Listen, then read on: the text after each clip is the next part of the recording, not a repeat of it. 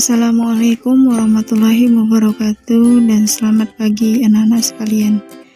Apa kabar kalian pada hari ini? Semoga kalian tetap dalam keadaan sehat dan tetap semangat untuk terus mengikuti pembelajaran.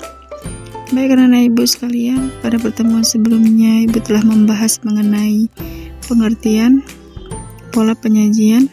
Pada kesempatan kali ini saya akan membahas mengenai struktur dan kaidah kebahasaan teks negosiasi. Silakan lihat pembelajaran saya pada video kali ini. Selamat menyaksikan.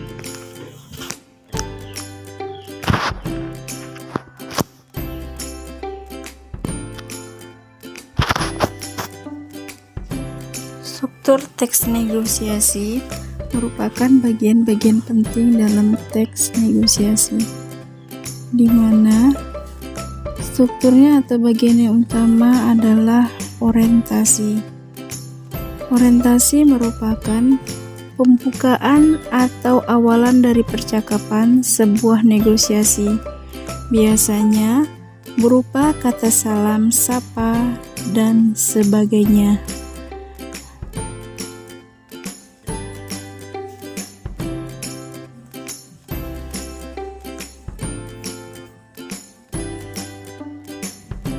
Unsur yang kedua adalah pengajuan, di mana pengajuan merupakan penjelasan mengenai barang atau jasa yang dibutuhkan oleh satu pihak kepada pihak lain.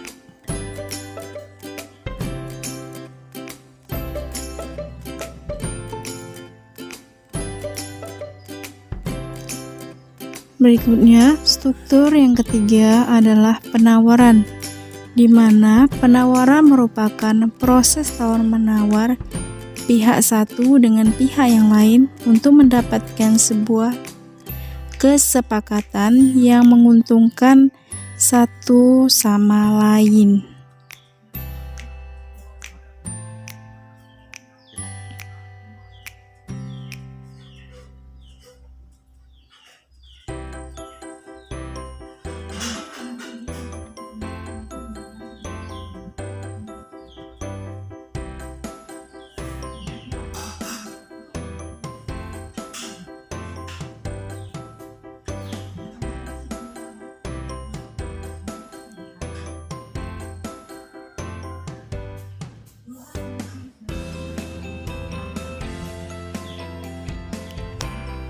Berikutnya, setelah struktur penawaran, yaitu kita masuk kepada struktur yang dikatakan dengan persetujuan, merupakan struktur kesepakatan antara hasil penawaran dari kedua belah pihak.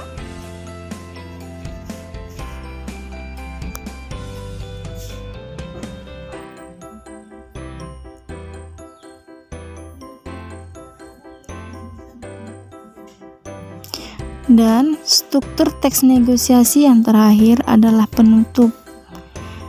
Penutup dalam teks negosiasi merupakan kesimpulan pembicaraan yang disepakati kedua belah pihak. Jadi dalam proses ini sama-sama antara satu pihak dengan pihak lain tidak merasa dirugikan, namun sama-sama merasa diuntungkan. Inilah kelima struktur yang dimiliki dalam teks negosiasi, di mana struktur yang pertama orientasi, yang kedua pengajuan, penawaran, persetujuan, dan penutup. Namun, dalam halnya struktur yang paling inti dalam teks negosiasi adalah pengajuan, penawaran, dan persetujuan. Inilah struktur yang paling inti dan paling utama dalam teks negosiasinya.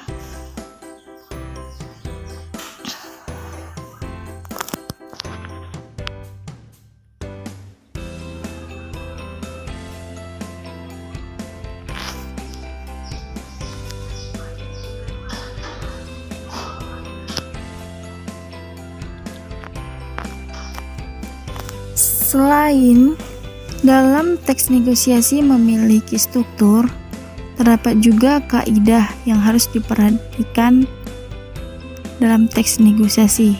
Artinya, tatanan bahasa yang harus diperhatikan harus sama-sama menguntungkan kedua belah pihak. Hal yang perlu diperhatikan yang pertama, yaitu satu, melibatkan dua pihak atau lebih. 2. Menggunakan bahasa lisan ataupun secara langsung. Berikutnya,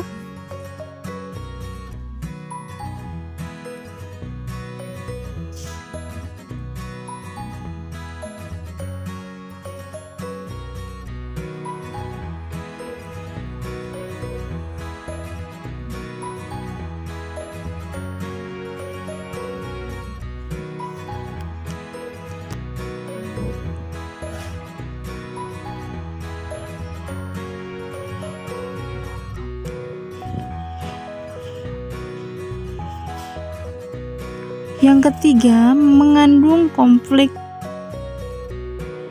pertentangan, ataupun perselisihan. Pada hal ini bukan bersifat negatif. Yang dikatakan dengan pertentangan dan perselisihan di sini, ketika seseorang melakukan pengajuan, berarti ada penawaran.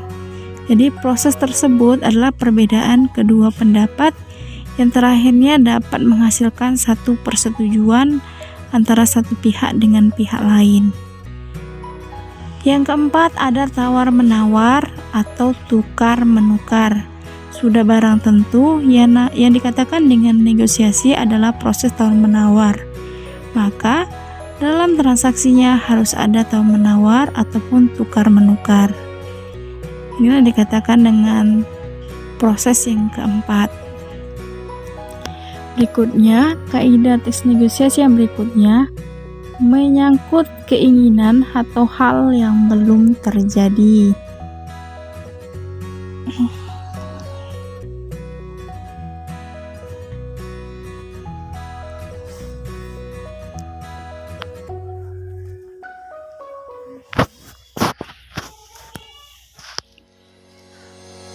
Kaidah yang terakhir yaitu berakhir dengan atau tidak sepakat. Ini adalah hal-hal yang terangkum dalam kaidah teks negosiasi. Silahkan cermati bagian per bagian agar kalian lebih dapat memahami kaidah teks negosiasi tersebut.